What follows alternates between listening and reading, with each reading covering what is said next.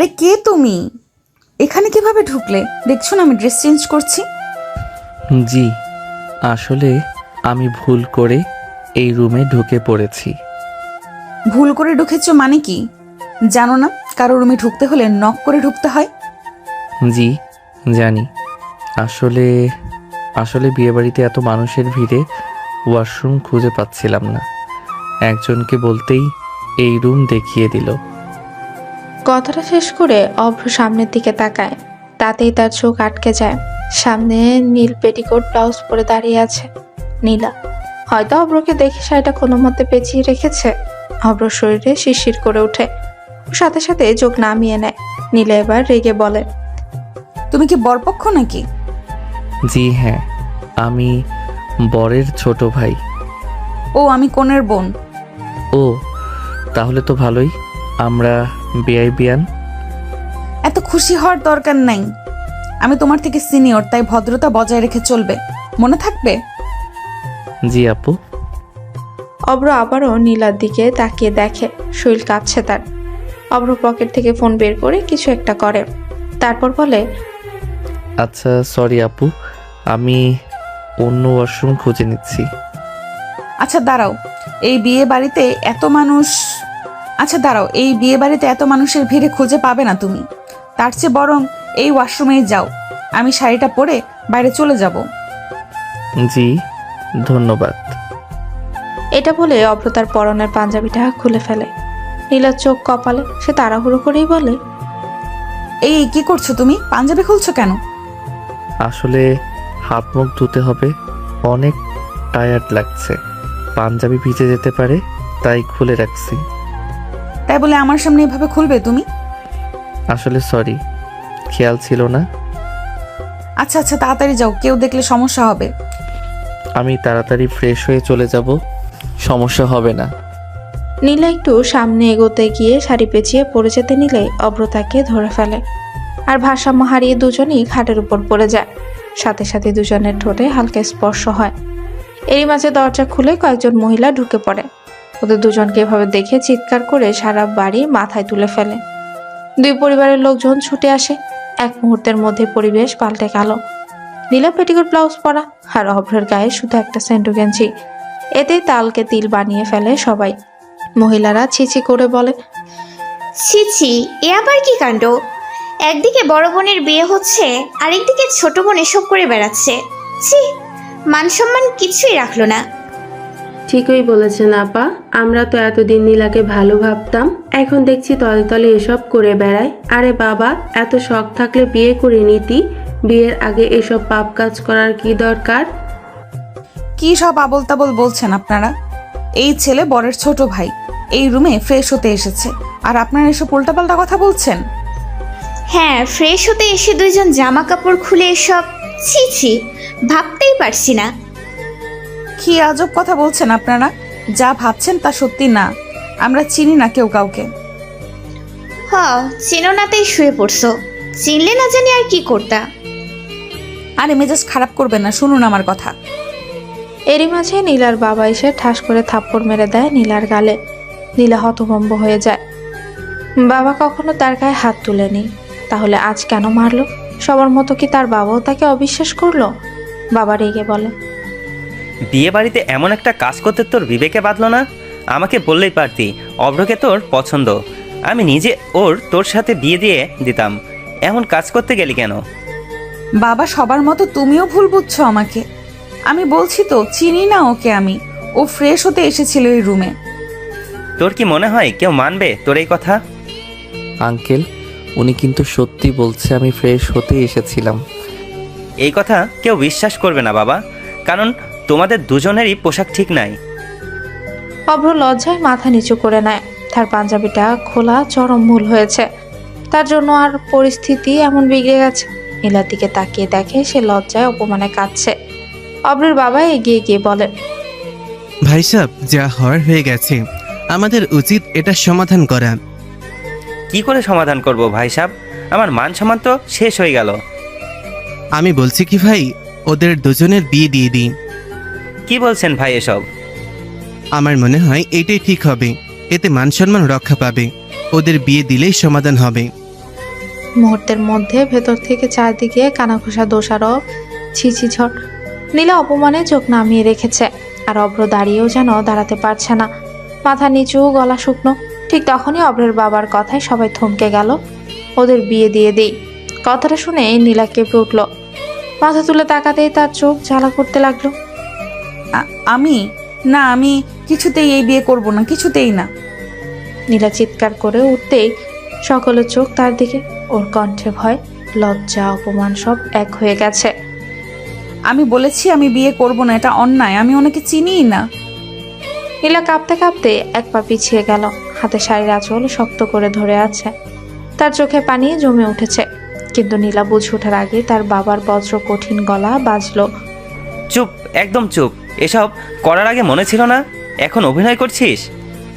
বজ্রপাতের মতো শব্দে নীলা থমকে যায়। বাবার ধমক যেন বুকের ভেতর ছুরি হয়ে গেঁথে গেল।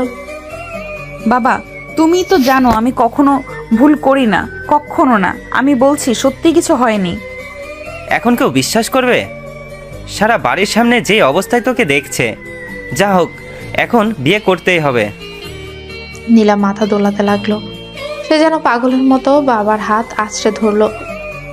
না বাবা, না, প্লিজ প্লিজ, না, আমি বিয়ে করব না।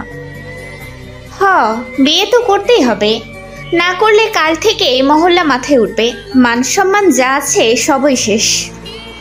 ঠিক বলেছেন, এত বড় কাণ্ড করার পর আর কথা চলে না, বিয়ে ছাড়া উপায় নাই।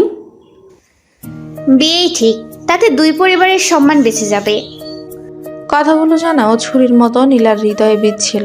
নীলা ফুপিয়ে উঠে, চোখ দিয়ে টুপটুপ করে পানি শাড়িতে ভিজে যাচ্ছে। আমি কিছু করিনি, কিছুই না। কেন কেউ বিশ্বাস করছে না আমাকে? তার কণ্ঠ ফেটে যাচ্ছিল। সে হাত জোর করে বাবার দিকে তাকায়, কাঁদতে কাঁদতে বাবাকে বলে, বাবা দয়া করে একটা ভুল বোঝাবুঝির কারণে কেন আমার পুরো জীবন নষ্ট করে দিও না। নীলা, মুখ বন্ধ রাখ। আজ আর তোর কথায় কিছুই হবে না, যা হবে তাই মানবি, আর এখানে তোর বিয়েই হবে। নীলা এবার নিঃশ্বাস আটকে কাঁদতে লাগ, বুক ওঠানামা করছে দ্রুত। চারদিকে মানুষের উল্টাপাল্টা কথা তার কানে যেন বিষ ঢালছে। এদিকে অভ্র দাঁড়িয়ে আছে নিথর। নীলাকে এই অবস্থায় দেখে তার মনটা তীব্র অপরাধ বোধে ভারী হয়ে উঠছে। সে কিছু একটা বলতে চায়, কিন্তু পরিস্থিতি এমন যে কথা গলায় আটকে যাচ্ছে। জনতার আওয়াজ বাড়ছে, আর নীলা ভেঙে পড়ছে ধীরে ধীরে অসহায়ভাবে। চারদিকে উত্তেজনার গুঞ্জন। নীলা চোখ ভেজা, কিন্তু সে এখনো শেষ শক্তিটুকু দিয়ে না বলার চেষ্টা করছে। ঠিক তখনই নীলার মা ভিড় ঠেলে এগিয়ে আসে। তার মুখে ভয়, লজ্জা আর দুঃখ সব মিলে আসে। নীলার মা কাপা গলায় বলে, এটা কেন করলি মা? কেন? তোর বোনের বিয়ে হচ্ছে ওই পরিবারে, এখন সবাই ওকে কত কথা শোনাবে, ওর জীবনে বদনাম লাগবে, লজ্জা লাগবে। আমরা কি করে মুখ দেখাবো মানুষের কাছে? নীলা মায়ের কথায় চমকে যায়। তার বুকটা যেন হঠাৎ চাপা পড়ে গেল। মা, আমি কিছু করিনি, তুমি তো জানো আমি এমন নই। প্লিজ মা, আমাকে বিশ্বাস করো। বিশ্বাস করি মা, অবশ্যই বিশ্বাস করি, কিন্তু সবাই তো খারাপভাবে দেখে ফেলেছে, সবাই তো কথা বলছে তোর বোনের বিয়ের ঘরেই এমন কাণ্ড। এখন কি করে সামলাবো বল? ভাবি, চিন্তা করবেন না, এসব নিয়ে আমরা কোনো ঝামেলা করব না। আপনার বড় মেয়ের বিয়ে তো কোনো অসুবিধা হবে না। আমরা এই ব্যাপারে সম্পূর্ণ পরিষ্কার। ওর সম্মান আমাদের সম্মান। তাহলে তাহলে বিয়ে কর মা, অন্তত মান সম্মানটা তো বাঁচবে। না মা, না, আমি বিয়ে করব না। আমি কাউকে চিনি না, এটা অন্যায়, আমি চাই না। তার কণ্ঠে রাগ, ভয় আর অপমানের মিশ্রণ, কিন্তু কেউ তার দিকে তাকিয়ে দেখছে না। সবাই শুধু পরিস্থিতির দিকে তাকিয়ে আছে। নীলা, তুই যদি এই বিয়ে না করিস তাহলে আমার মরা মুখ দেখবি। বাবা, এ কথা বলো না। মান সম্মান হারিয়ে বাঁচার থেকে মরে যাওয়া ভালো। আজ যদি এই বিয়ে না হয় তাহলে আমাদের পরিবার কারোর মুখ বাঁচবে না। বাবার কথা শুনে নীলার পা কাঁপতে শুরু করলো। মা কাঁদছে, বোনের বিয়ের কথা, সমাজের দৃষ্টির ভয়, সব মিলিয়ে তাকে যেন চেপে ধরেছে। নীলা দু হাতে মুখ ঢেকে কাঁপতে কাঁপতে বলল, কেন কেউ আমার কথা শুনছে না? আমি কিছুই করিনি। রাজি হয়ে যা মা প্লিজ, না হলে আমরা সবাই শেষ হয়ে যাব। আমি আমি রাজি না। না মা, আমি পারবো না। মুহূর্তের ভেতর পরিস্থিতি যেন আগুনে ঘি ঢালা হলো। নীলার বাবা একদম স্তব্ধ হয়ে দাঁড়িয়ে থাকেন কিছুক্ষণ, তারপর আচমকা ঘিরে ঘরের দিকে হাঁটা দেয়। সবার চোখে বিস্ময় বড় হয়ে যায়। হাঁটতে হাঁটতে তিনি ফিস করে বললেন, তাহলে আমার মৃত্যুই শ্রেয়। কথাটা এতটাই ঠান্ডা, এতটাই ভয়ানক ছিল যে আশেপাশে সবাই থমকে গেল। নীলা ঠিক শুনতে পেয়েছে, তার বুকটা যেন ছিঁড়ে গেল। বাবা নিজের ঘরে গিয়ে ধপ করে দরজা বন্ধ করে দেন। চারিদিকে এক মুহূর্তেই নিস্তব্ধতা। তারপর নীলার মা দৌড়ে এসে দরজায় ধাক্কায়। এ কি বললেন আপনি? দরজা খুলুন প্লিজ, দরজা খুলুন। নীলার মা হাঁ করে কেঁদে উঠেন। তিনি ঘুরে নীলার দিকে তাকান, চোখ লাল, চেহারা কাঁপছে। সব তোর কারণে হয়েছে। যদি তোর জন্য তোর বাবার কিছু হয়, আমি তোকে কোনো দিনও ক্ষমা করব না, কোনো দিনও না। কথাগুলো নীলার বুকের ভেতর সোজা তীরের মতো বিঁধল। সে বসে হাঁটুতে মুড়ে দুহাত দিয়ে মুখ চেপে কান্না করতে লাগলো। মা, আমি কিছু করিনি, সত্যি কিছু করিনি, কিন্তু বাবা। তারপর হঠাৎই উঠে দাঁড়িয়ে দরজার দিকে ছুটে গেল। কাঁদতে কাঁদতেই দরজার সামনে দাঁড়িয়ে চিৎকার করে উঠল, বাবা প্লিজ দরজা খোলো, আমি বিয়ে করব। হ্যাঁ, আমি বিয়ে করব। তুমি নিজের ক্ষতি করো না, আমি রাজি বাবা, প্লিজ। নীলার কান্নায় দেয়াল পর্যন্ত কেঁপে উঠল। কয়েক সেকেন্ডে নিস্তব্ধতা। তারপর ভেতর থেকে দরজার কপাট ধীরে ধীরে খুলে গেল। নীলার বাবা বেরিয়ে এলেন, চোখ লাল, মুখ কঠোর, কিন্তু ভেতরে ভেঙে পড়া এক বাবা তিনি। তিনি নীলার মুখ দু হাতে তুলে ধরে বলেন, আমার মেয়ের জীবনে কেউ আঙ্গুল তুললে আমি সহ্য করতে পারবো না। এখন যা হবে সবাইকে নিয়ে মান সম্মান রেখেই হবে।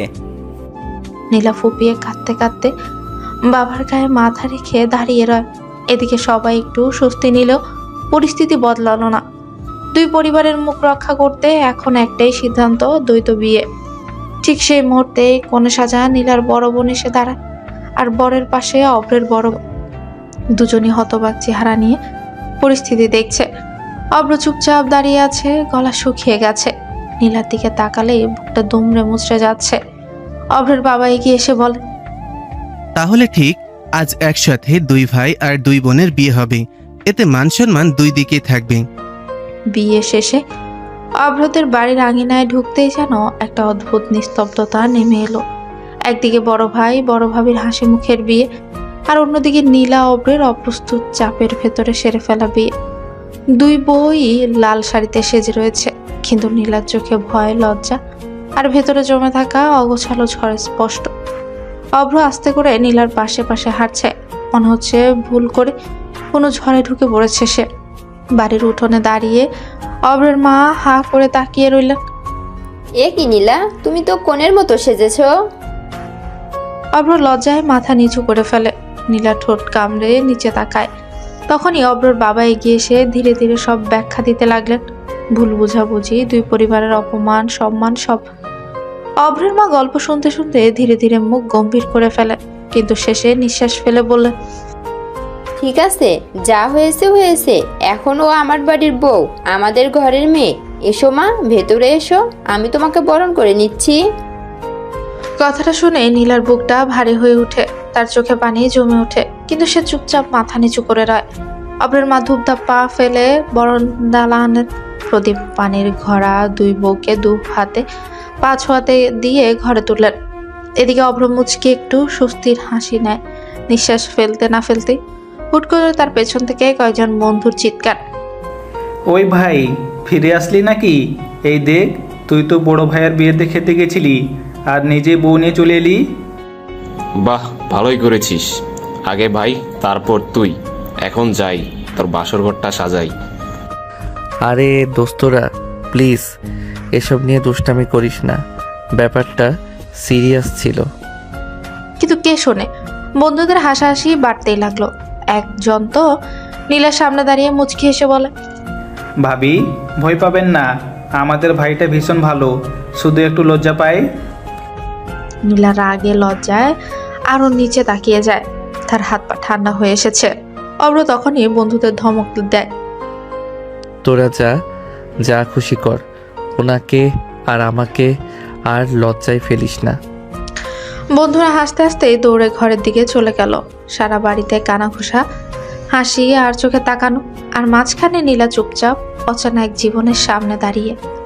বরণ দরবারের ঝামেলা শেষ হতেই সবাই খেতে বসে, কিন্তু নীলা সে পাথরের মতো চুপচাপ দাঁড়িয়ে আছে, চোখ লাল, মুখ শক্ত, রাগে পুরো শরীর কাঁপছে।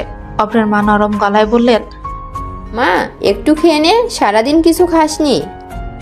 খেয়ে নিন, কিছু না খেলে শরীর খারাপ হবে। আমার খিদে নেই। ওকে নিয়ে ওর ঘরে যাও, একটু বিশ্রাম নিলেই ঠিক হবে। অভ্র অগত্যা নীলার হাত আহত করে ধরে তাকে নিজের ঘর পর্যন্ত নিয়ে এলো। ঘর ভরা জুই, লিলির গন্ধ, বিছানায় লাল গোলাপ, বন্ধুরা সদ্য সাজিয়ে গেছে। আর নীলা ভেতরে ঢুকে চোখ ঘুরিয়ে বলে, এখানে থাকবো না আমি, এটা আমার রুম না।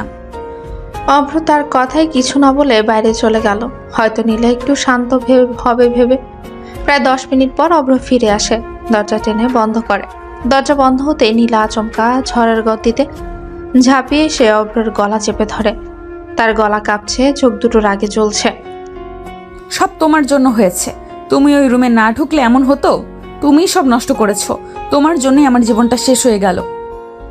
আরে ছাড়ুন তো, কেউ স্বামীর গলা চেপে ধরে নাকি? স্বামীকে তো আদর করতে হয়।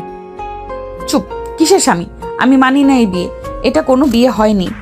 এটা হচ্ছে পরিস্থিতির জোরে বেঁধে দেওয়া একটা ফাঁদ। অভ্র এক মুহূর্ত নীরব রইল, তারপর ধীরে ধীরে নীলার কবজি ধরে আলতো করে গলা থেকে হাত সরিয়ে নেয়। এক পায়ে গিয়ে নীলাকে নিজের দিকে টেনে আনে। নীলা চমকে ওঠে, কিন্তু অভ্রের চোখে এবার এক অদ্ভুত ধীরতা। বিয়ে তো বিয়েই, যেভাবেই হোক। আর তখন সবাই যেটা ভেবেছে, এখন তো আমাদের সত্যি সেই জায়গায় দাঁড়াতে হবে, কারণ এখন আমরা বিবাহিত। নীলার মুখ মুহূর্তেই লাল হয়ে যায়, রাগে, অপমানে, ঘৃণায় সব মিলিয়ে। সে ভয়ঙ্কর দৃষ্টিতে তাকায়। তুমি এক পা সামনে আসলে আমি চিৎকার করে পুরো বাড়ি মাথায় তুলবো। ঠিক আছে, চিৎকার করতে পারেন, কিন্তু আমি তো স্বামী, আমার কথা শুনতেই হবে। নীলার রাগে আগুন, তার বুক ওঠানামা করছে। দাঁতে দাঁত চেপে সে গর্জে উঠে, মনে রাখো, আমি এই বিয়ে মানি না। এই সম্পর্ক চাই না। তোমার কাছে থাকতে চাই না। অভ্র কিছুক্ষণ চুপচাপ তার দিকে তাকিয়ে রইল, চোখে যেন কিছু বলতে চায় কিন্তু বলে না। নীলা কথা বলতেই অভ্রের চোখে ঝড় নেমে আসে, তবুও মুখে দুষ্ট শান্ত ভাব। ধীর পায়ে নীলার দিকে এগিয়ে আসে সে। রুমে হালকা আলো, দুজনেরই ভারী শ্বাস, পরিস্থিতি টান টান। বিয়ে তো একদিন করতেই হতো, তাহলে এখন আমাকে মানতে সমস্যা কোথায়? আছে সমস্যা, অনেক সমস্যা আছে। কি সেটা বলেন শুনি। আমার বয়ফ্রেন্ড আছে, আমি তাকে ভালোবাসি। শব্দটা বের হতেই অভ্রের ভেতরে যেন আগুন ঢুকে যায়, চোখ লাল হয়ে উঠে। অভ্র গর্জে উঠে, এসব ভুলে যান, খুব ভালো করে ভুলে যান। এখন আপনি আমার স্ত্রী, আপনার বিয়ে হয়ে গেছে, এটাই সত্যি। কখনো ভুলবো না, আমি তাকে ভালোবাসি। তুমি কিছুই করতে পারবে না। এই কথা শোনার সাথে সাথে অভ্র এগিয়ে এসে নীলার কাঁধ চেপে ধরে তাকে নিজের দিকে টেনে আনে। নীলা হতভম্ব হওয়ার আগে অভ্র তার গলায় মুখ ডুবিয়ে জোরে কিস করে ফেলে। নীলা ধাক্কা দিয়ে সরাতে চাইলেও অভ্র ছাড়ে না।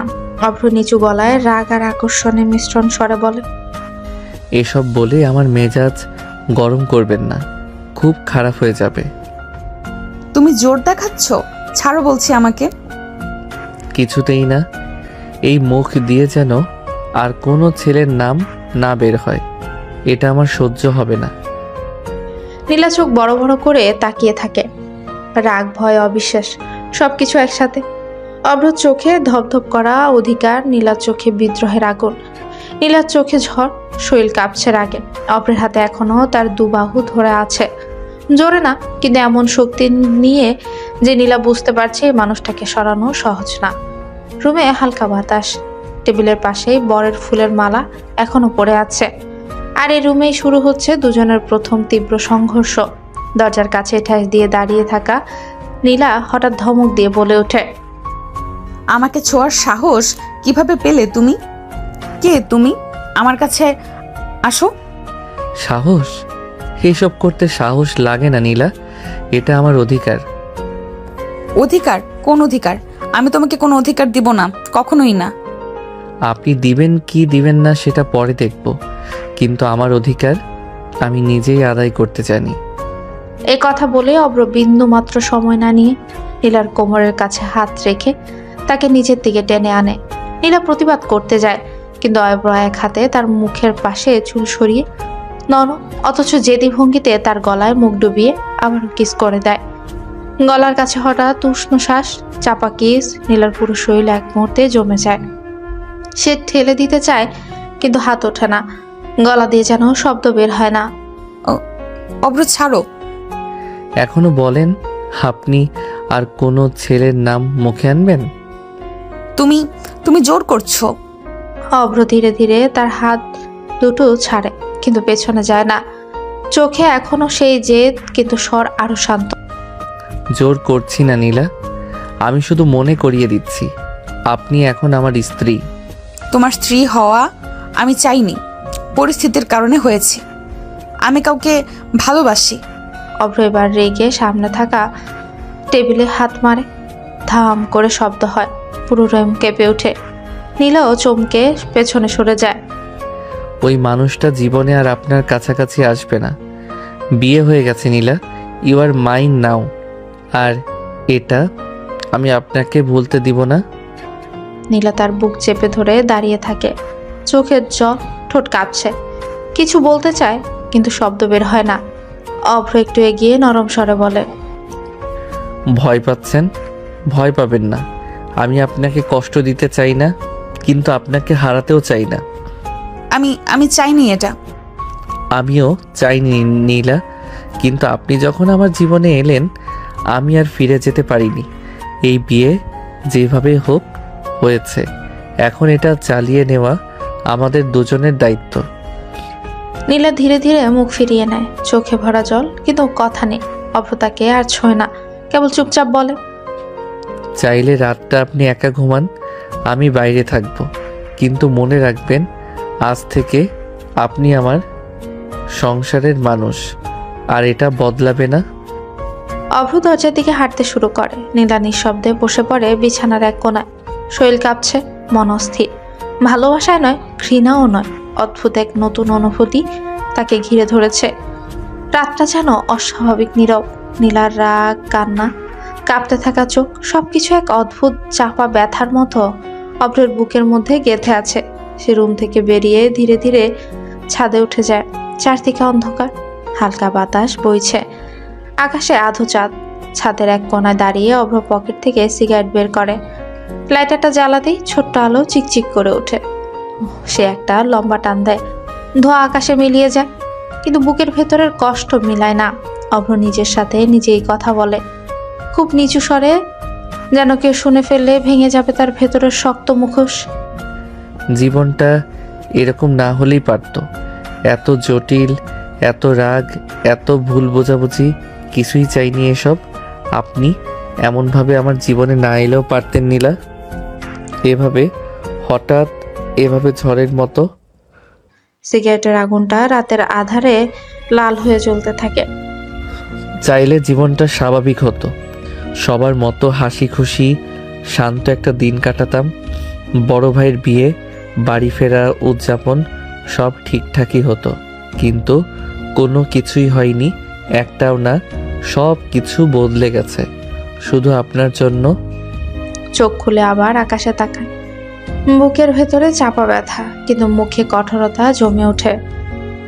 আপনি বুঝবেন না নীলা, আপনি তো শুধু আমাকে ঘৃণা করতে জানেন, কিন্তু আমি চাইলে ভুলতেও পারি না।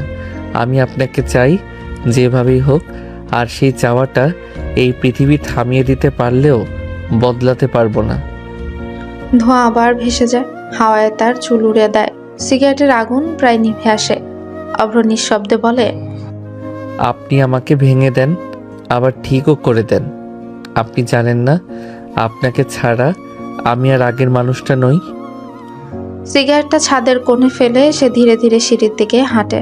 হাঁটতে হাঁটতে তার মুখে ঝড়ের ছায়া।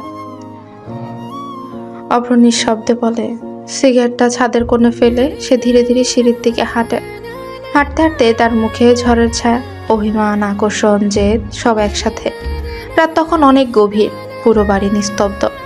কেবল নীলার রুমে আধো আলো, আর সে আলোয় নীলার মুখে শুকনো অশ্রুর দাগ স্পষ্ট। অভ্র ধীরে দরজা খুলে ভেতরে ঢুকে। তার চোখে প্রথমে পড়ে নীলার কান্না করতে করতে ঠিকই ঘুমিয়ে পড়েছে। হঠাৎ বুকের ভেতরটা মোচড় দিয়ে ওঠে অভ্রের। সে দরজা আলতো করে আটকে নিঃশব্দে নীলার কাছে গিয়ে বসে। নীলার চোখের কোণে শুকিয়ে যাওয়া কান্না দেখে তার মনটা কেমন অস্থির করে ওঠে। খুব ধীরে সে হাত বাড়িয়ে নীলাকে নিজের বুকে টেনে নেয়। নীলার শ্বাস, তার গায়ের গন্ধ, সবকিছু অভ্রকে এক অদ্ভুত টানে জড়িয়ে ফেলে। এক সুন্দর মুহূর্ত থেমে অভ্র নীলার ঠোঁটে আলতো করে একটা চুমু এঁকে দেয়। রাগ করুন, ঘৃণা করুন, তবু আপনাকে ছাড়া আমার ঘুম আসে না নীলা। নীলাকে আঁকড়ে ধরে ঘুমিয়ে পড়ে। হালকা রোদের আলো পর্দার ফাঁক গলে রুমে ঢুকে পড়েছে।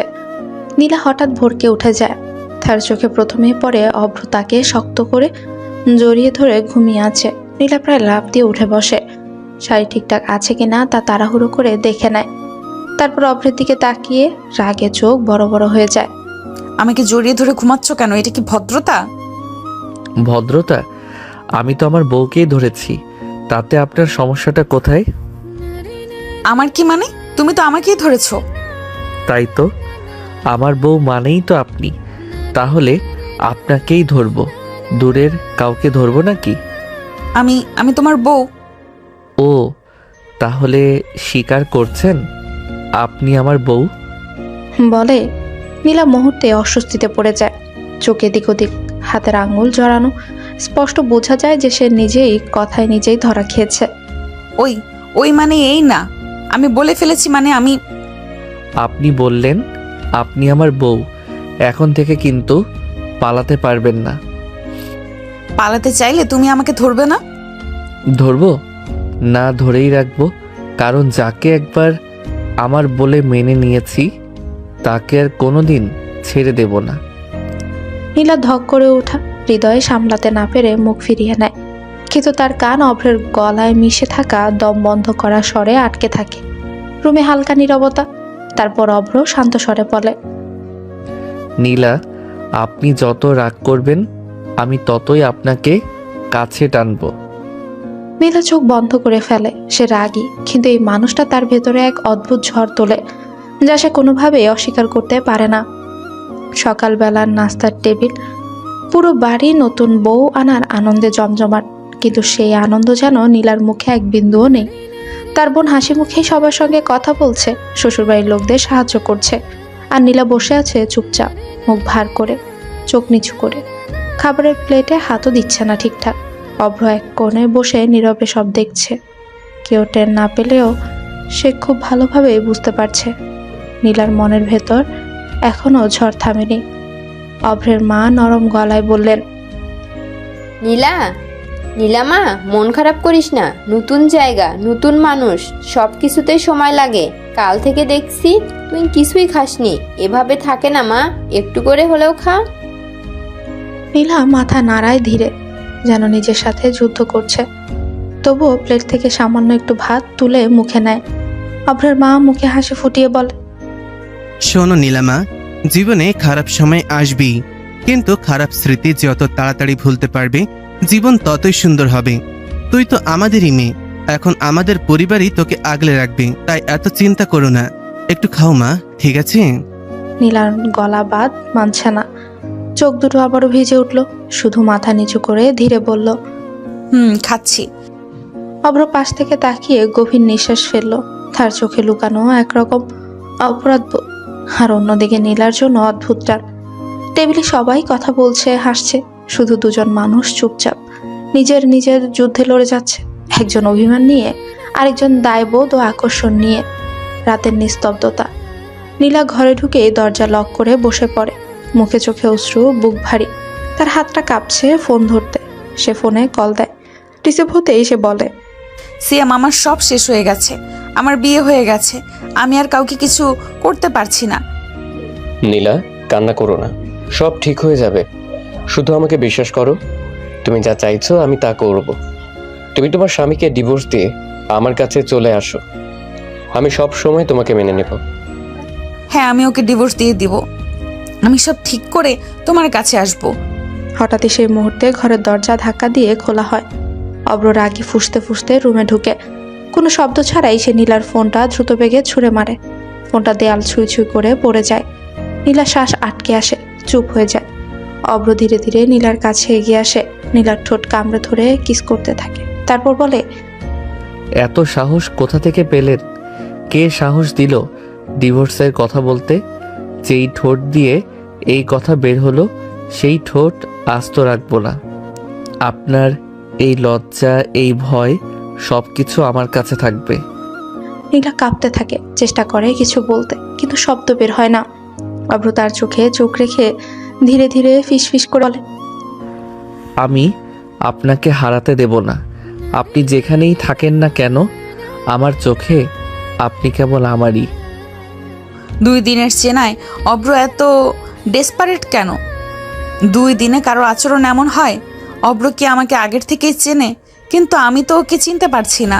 কিন্তু ওর চোখের এই তাকানোটা, সেটা কি নতুন কারোর প্রতি হয়? ওর চোখে কেমন হিংস্রতা থাকে, যেন আমাকে অন্য কারোর পাশে ভাবতেই পারে না। কেন কেন এমন? অব্র হঠাৎ নীলার হাত ধরে তাকে নিজের কাছে টেনে আনে। অব্রর কণ্ঠ নিচু, ঠান্ডা, অথচ ভয়ানক ধীর। এসব প্রেম প্রীতির ধান্দা মাথা থেকে ঝেড়ে ফেলুন নীলা, না হলে আমি কতটা হিংস্র হতে পারি ভাবতেও পারছেন না। মুহূর্তে নীলার নিঃশ্বাস আটকে আসে। অভ্রের আঙ্গুলগুলো তার কবজিতে শক্ত হয়ে বসে আছে, একদম মালিকানা জাপটে ধরার মতো। নীলার ভেতরটা কেঁপে ওঠে। এই মানুষটা সত্যি কে? আর কেন আমাকে এমনভাবে ধরে রাখতে চায়? রাতের খাবারের টেবিল, পুরো পরিবার আর নতুন বউদের নিয়ে বসে আছে। চারপাশে হাসি, আড্ডা, হালকা আলো আর খাবারের সুগন্ধ।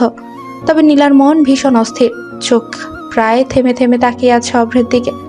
একসময় অভ্রের বাবা ধীরে হাসি ছড়িয়ে বলেন, অভ্র, তুমি তো বেশ কিছুদিন বিদেশ থেকে এসেছো। এবার কি অফিসে বসবে নাকি আরো কিছুদিন ঘোরাঘুরি করবে? না বাবা, কয়েকদিনের মধ্যে অফিসে যাব। এখন ঘোরাঘুরি শেষ। তাহলে অব্র এতদিন বিদেশ ছিল, 2 দিনের পরিচয়ের মধ্যে ওর কাছে এতটা ডেসপারেশন, এতটা অদ্ভুত আবেগ কেন? নীলামা খাও, রুহিমা তুমিও খাও। দুজনে চুপচাপ খেতে শুরু করে।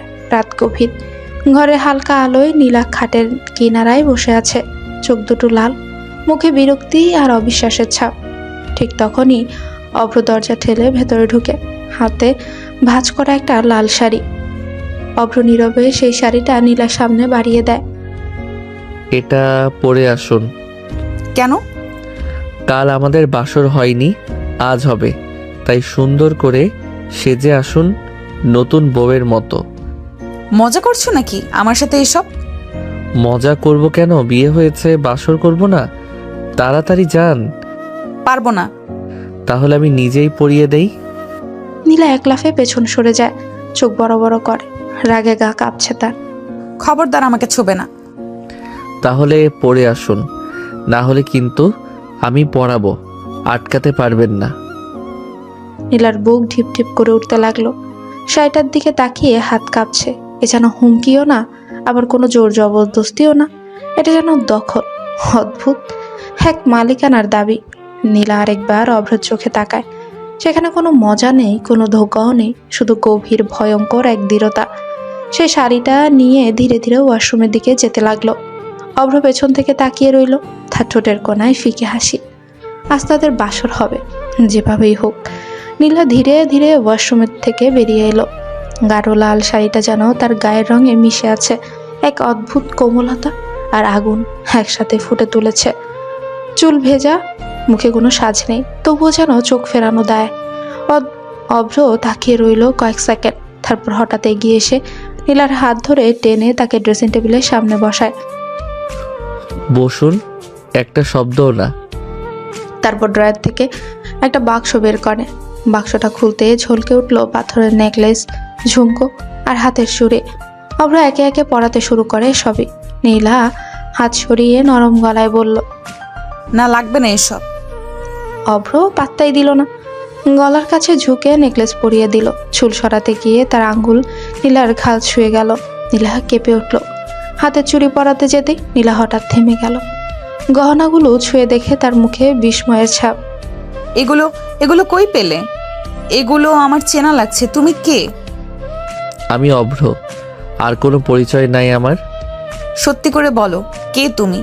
এগুলো তো চেনা, সে পুরনো গহনার মতো। এগুলো তুমি কিভাবে? কে তুমি? তোমার না হওয়া প্রেমিক। নীলার নিঃশ্বাস বন্ধ হয়ে গেল যেন। সে হঠাৎ পিছিয়ে দাঁড়ালো, হাত দুটো কাঁপছে তার। এখন তার অভ্রকে ভয় লাগতে শুরু করেছে। সে কাঁপতে কাঁপতে বলল, তুমি তুমি সেই অব্র ভার্সিটিতে যে আমাকে জ্বালাতো, পেছনে পেছনে ঘুরতো, একদিনও শান্তি দিত না? হ্যাঁ সোনা, সেই। তুমি তুমি তো খুব বিপজ্জনক ছিলে। তোমাকে দেখলেই ভয় লাগতো। অভ্র এগিয়ে এসে তার হাত ধরে কোমর জড়িয়ে নেয়। চোখের সামনে মুখ এনে নরম স্বরে বলে, সোনা, ভয় পাচ্ছ কেন? আমি কি তোমাকে মারছি নাকি? তার কণ্ঠ গভীর, উষ্ণ, খিদু ভেতরে এক ভয়ঙ্কর মালিকানার ইঙ্গিত। গিলে ফেলল ঢোক, শরীর কাঁপছে। অভ্র তার কানের কাছে মুখ নিয়ে ফিসফিস করে বলে, তোমাকে পাওয়ার জন্য কত বছর ঘুরেছি জানো? আজ তুমি আমার বউ। এবার আমি কিছুই ছাড়বো না। ঘরের বাতাস জমে গেল। নীলার চোখ বড় হয়ে আছে। আর অভ্র, সে শুধু নিজের বউকে জড়িয়ে রেখে ধীরে ধীরে বলছে, ভয় করো না, তোমাকে শুধু আপন করে চাই। ঘরটা নিস্তব্ধ। বাতাসের ভেতর শুধু উত্তেজনা আর ভয় মিশে আছে। নীলা দু হাতে শাড়ির আঁচল শক্ত করে ধরে পেছনে সরে দাঁড়ায়। খবরদার আমার কাছে আসবে না। আগে তো আমি তোমার কেউ ছিলাম না সোনা, তাই চিৎকার করলে দূরে সরে যেতাম। কিন্তু এখন এখন তো আমি তোমার স্বামী। এখন চিৎকার করেও আমাকে সরাতে পারবে না। খবরদার বলছি, আমার আশেপাশে আসার চেষ্টা করবে না। আমি তোমাকে আগেও পছন্দ করতাম না, এখনো করি না। অভ্র থামলো না, আরো এগিয়ে এসে তার চোখের দিকে তাকালো। শান্ত, অথচ নির্মম ভরসায় ভরা। তাতে আমার কিছু যায় আসে না। তুমি এখন কাগজে কলমে আমার, চাইলেও পালাতে পারবে না। কথা শেষ হতে অভ্র এক ঝটকায় নীলাকে টেনে নিজের বুকের সাথে জড়িয়ে নিল। নীলা হাঁফিয়ে উঠল। ছেড়ে দাও আমাকে। অভ্র তার কথা সম্পূর্ণ উপেক্ষা করে মুখ নামিয়ে আনলো নীলার গলায়। তার ত্বকে অভ্রর গরম নিঃশ্বাস ছুতেই নীলা কেঁপে উঠল। পরের মুহূর্তে অভ্র গভীরভাবে গলায় মুখ ডুবিয়ে কিস করল। নীলার হাঁটু কাঁপতে লাগলো। সাহস আর রাগ দুটোই একসাথে হারিয়ে যাচ্ছে। অভ্র তার দু হাত ধরে মাথার পাশে তুলল, তারপর হঠাৎ কোলে তুলে ফেলে। নীলা হালকা হালকা চিৎকার করে উঠল, হাত দিয়ে অভ্রকে আঘাত করার চেষ্টা করলো। নামাও বলছি। নামাবো, কিন্তু যেখানে আমার ইচ্ছে। সে নীলাকে কোলে করে বিছানায় নিয়ে গিয়ে আস্তে করে শুয়ে দিল। তার চুল ছড়িয়ে পড়লো বালিশে। চোখে ভয় আর লজ্জার মিশ্র ঝড়। অভ্র নীলার উপর ঝুঁকে এলো, তার চোয়াল, গলা, কানের পাশে আদরে চুমু দিল। নীলার শ্বাস বন্ধ করে ফেলে যেন। যতই রাগ করো, আমি তোমাকে ছাড়বো না সোনা। আজ আমাদের ভালোবাসার প্রথম রাত। তোমার স্বামী হিসেবে আমার তোমাকে ভালোবাসার আর আদর করার অধিকার আছে। নীলা চোখ বন্ধ করে ফেললো। তার বুক দ্রুত উঠানামা করছে। অভ্রের নেশার আগুন আর উষ্ণতার পুরো ঘর ভরে যাচ্ছে ধীরে ধীরে। ঘরটা আধো অন্ধকার। শাড়ির লাল আভা নীলার গায়ের উপর পড়ে যেন আরো ভীত লজ্জিত করে তুলেছে তাকে। অভ্র ধীরে ধীরে নীলার মুখের কাছে ঝুঁকে এলো। তার চোখে সেই মোহনীয় দৃষ্টি যেটা নীলাকে আরো বেশি নার্ভাস করে তুলছে। এক মুহূর্তের দ্বিধা ছাড়াই অভ্র নীলার ঠোঁটে কিস করতে লাগলো। নীলা ছটফট করলো, দু হাত দিয়ে অভ্রকে সরাতে চাইলো, কিন্তু অভ্র তার মুখ দু হাত দিয়ে ধরে রাখলো, যেন তাকে হারাতে চায় না কোনোভাবে। শাড়ির আঁচল নীলা শক্ত করে টেনে ধরলেও অভ্র তা আলতো করে সরিয়ে দিয়ে দেয় কাঁধ থেকে। তার ঠোঁট নেমে গেল নীলার গলা বরাবর, আর নীলার শ্বাস আটকে ফেলল। নামাও প্লিজ অব্র, দয়া করে এসব করো না।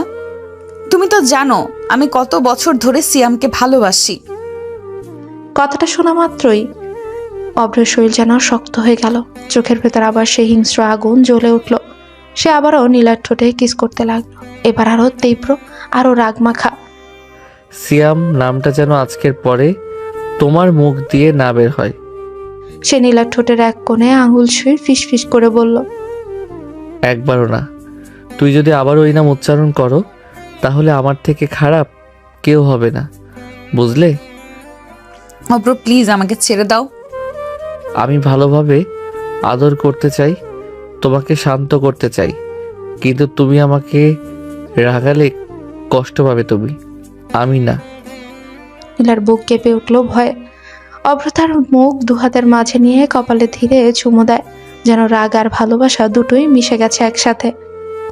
তুমি আমার বউ, আমাকে ঠেলে সরিয়ে দিতে পারবে না। আর অন্য কাউকে ভালোবাসার কথা শপথ করে বলছি, আর কোনোদিন শুনতে চাই না। নীলা চুপ করে রইল। অভ্র তাকে বুকে টেনে নেয়, তার শ্বাসে নীলার কাঁধ ভিজে গেছে, আর ঘরটা ধীরে ধীরে ভরে যাচ্ছে দম বন্ধ করা উত্তেজনা। অভ্র চুমুর গতি বাড়তে শুরু করলো, আস্তে আস্তে সারা শরীরে চুমুর বর্ষণ বইতে লাগলো। একটা সময় অভ্র তার সমস্ত শরীরের ভার নীলার উপরেই ছেড়ে দিল। নীলা দাঁতে দাঁত চেপে সবটাই সহ্য করতে লাগলো। সে জানে এখান থেকে পালাতে সে পারবে না।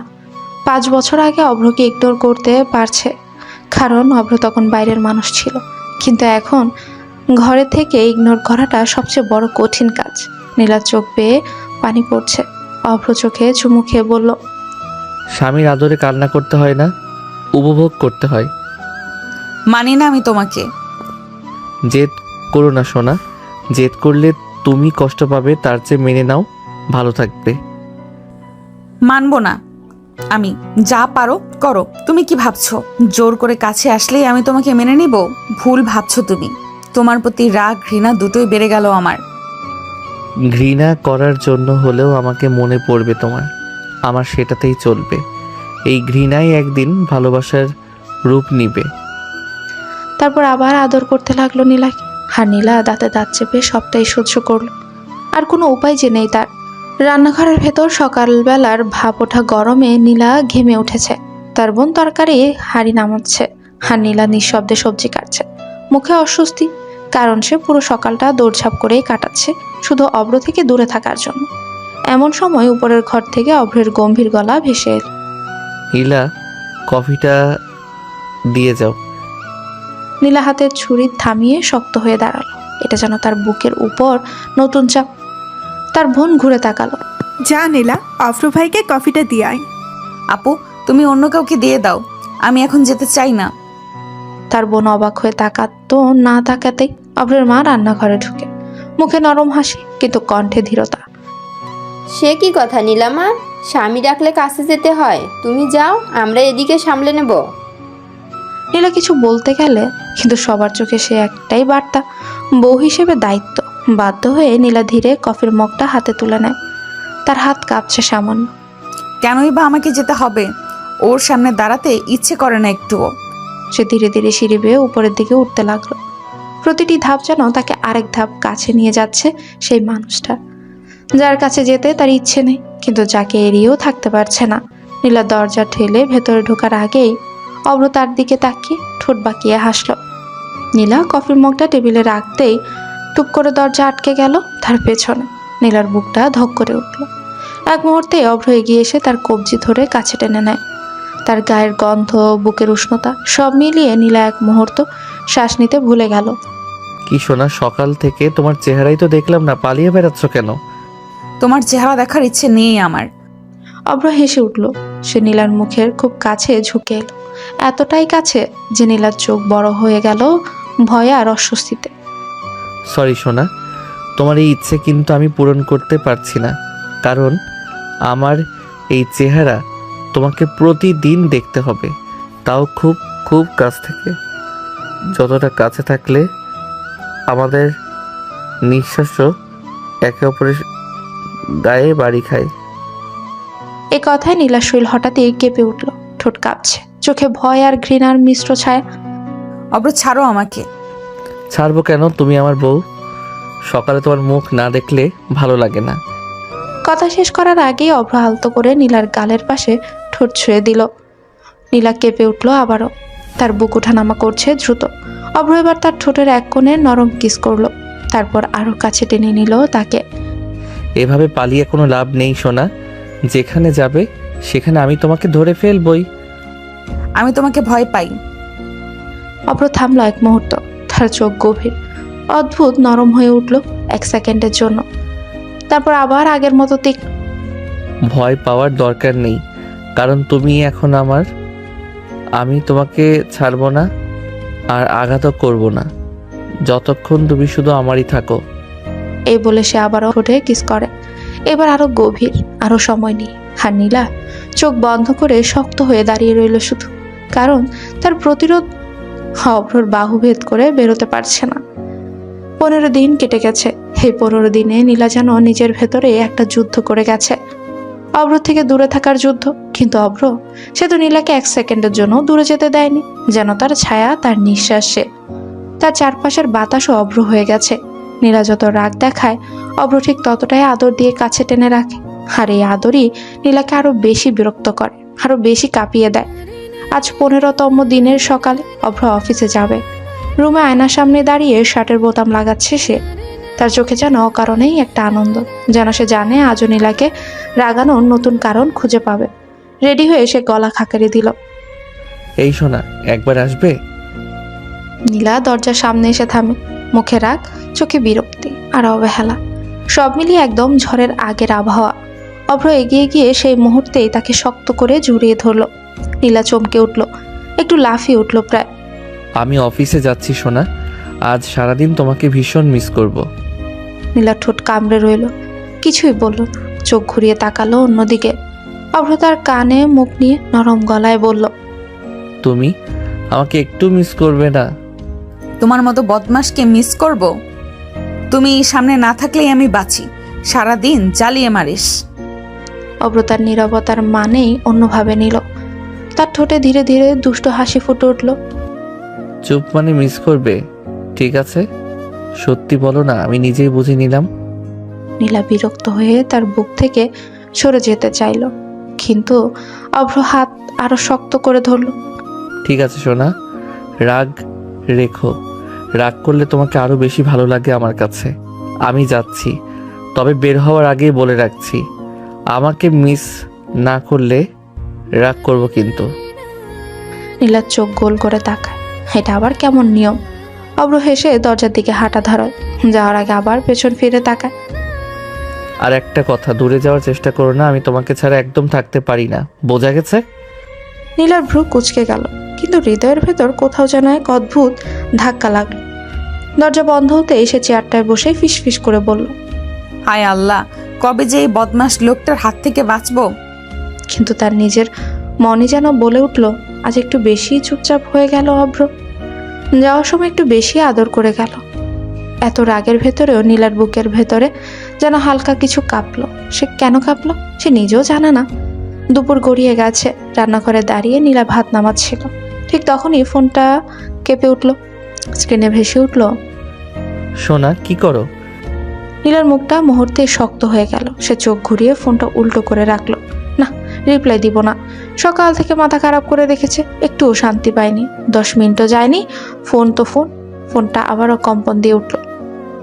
আমি জানি তুমি ফোনের কাছেই আছো, রিপ্লাই না দিলে কিন্তু এখনই চলে আসবো। তারপর কি করব জানো তো? এখন থেকে রাত পর্যন্ত শুধু আদর। হায় আল্লাহ, এ কোন কথাবার্তা? নির্লজ্জ মানুষটা দুপুরে এসব কি লেখে? তার মাথা গরম হতে লাগলো, গাল লাল। কিন্তু অভ্রকে সে খুব ভালো করে চেনে, রিপ্লাই না দিলে সত্যি সত্যি হঠাৎ চলে আসবে। কাপা হাতে সে ফোনটা তুলে তড়িঘড়ি টাইপ করতে লাগলো। ব্যস্ত আছি, বিরক্ত করো না। ওহো, মানে সোনা ব্যস্ত? থাক, ঠিক আছে, আজ রাতে তোমার এই ব্যস্ততা শেষ করব। দেখো তখন কে কাকে বিরক্ত করে। এ কি ধরনের মানুষ? এত লজ্জাহীন কেউ হয় নাকি? অফিসে বসে এইসব কথা মানুষ দেখলে চর মারতে মন চায়। অফিসে এইসব কথা লিখো না, মানুষ দেখলে কি ভাববে? মানুষ ভাবুক, আমার বউয়ের সাথে কথা বলছি, অপরাধ কি? অভ্র চুপ, আর মেসেজ করো না। ঠিক আছে, আর মেসেজ করব না, কিন্তু রাতে তোর মুখের নিচে মুখ রেখে আজকের সব এড়ানো তার হিসাব চাইবো। নীলা রুমে ঢুকে ফোনটা বন্ধ করে বিছানায় ছুঁড়ে মারে। চোখ বন্ধ করে ফিসফিস করলো, এই লোকটার থেকে বাঁচার উপায় কি? একদিন সত্যিই মরে যাব লজ্জায়। সন্ধ্যার আলো তখন নরম হয়ে উঠেছে। গাড়ির শব্দ থামাতেই সবাই বুঝে গেল অভ্র ফিরে এসেছে। দরজায় ঢুকতেই তার মুখে সেই চেনা দুষ্ট হাসি, হাতে বড় বড় 3টে প্যাকেট। ভাবি, ভাবি কোথায়? ফুচকার পাহাড় নিয়ে আসছি আজ, সবাই এসে খান প্লিজ। আচ্ছা রাখো টেবিলে, সবাইকে ডাকছি। একটু পরে ডাইনিং টেবিলে জমে গেল ছোটখাটো ফুচকা ফেস্টিভ্যাল। নীলা আর তার বোনও এসে বসলো। নীলা যতটা সম্ভব অভ্রের দিকটা এড়িয়ে বসেছে। অভ্র এক কোণে দাঁড়িয়ে দুহাত গুটিয়ে নীলার দিকে তাকিয়ে আছে খুশি মনে, আর বলে, খাও সোনা, তোমার জন্য এনেছি। আর ঝালটা বাড়তি তুই পছন্দ করো বলে।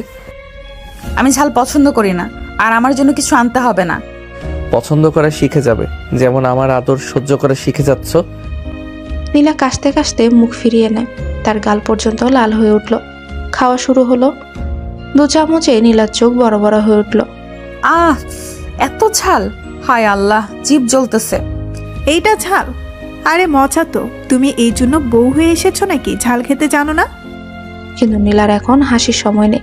সে চোখে পানি নিয়ে তাড়াহুড়ো করে পানি খেলো। প্লেট সরিয়ে দৌড়ে নিজের ঘরে চলে গেল। অব্র দূর থেকে শুনলো কথাগুলো। তার ঠোঁটে একটা দুষ্ট হাসি ফুটে উঠল। দেখি কোথায় পালায়, ঝাল কমাবো আমি নিজ হাতে। সে কিছু না বলে ঘরের দিকে হাঁটা দেয়। নিঃশব্দে দরজা ঠেলে ঢুকে যায় ভেতরে। নীলা বিছানায় বসে পানি খাচ্ছে, জিভ লাল, চোখে পানি, গাল গরম। অব্র দরজা লাগিয়ে তার সামনে গিয়ে দাঁড়ায়। এতটা ঝাল লাগলো সোনা? এখন আসলে কেন? দূরে থাকো, খুব ঝাল লাগছে। তাই তো এসেছি, তোমার এই কান্না থামানোর জন্য। ঝাল কমানো আমার কাজ, তোমার স্বামীর কাজ। খবরদার আমাকে। অব্র দূরে থাকো। কিন্তু অভ্র শুনল না।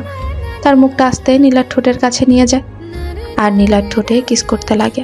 নীলা ধাক্কা দেয় প্রথমে, কিন্তু ঝালের ব্যথা আর অভ্রের শক্ত হাতের টানে চুপ করে যায়। চুমুর মাঝে অভ্র ফিসফিস করে বলল, এইভাবেই কমে ঝাল আমার সোনা। তারপর নীলার গালে চিবুকে গলার কাছে কয়েকটা ছোট ছোট চুমু দিয়ে বলে উঠল, ভয় লাগছে? ঝাল কমবে, তোমাকে পুরোটা কেয়ার করা আমার দায়িত্ব। থামো থামো প্লিজ, আমি পারছি না। তুমি তো পালিয়ে যাবে আমি না ধরলে। তোমার যত্নটা কে নেবে বলো? তোমার আদর চাই না। সোনা, তুমি চাইলে না বলো, কিন্তু আমার মন তো মানবে না।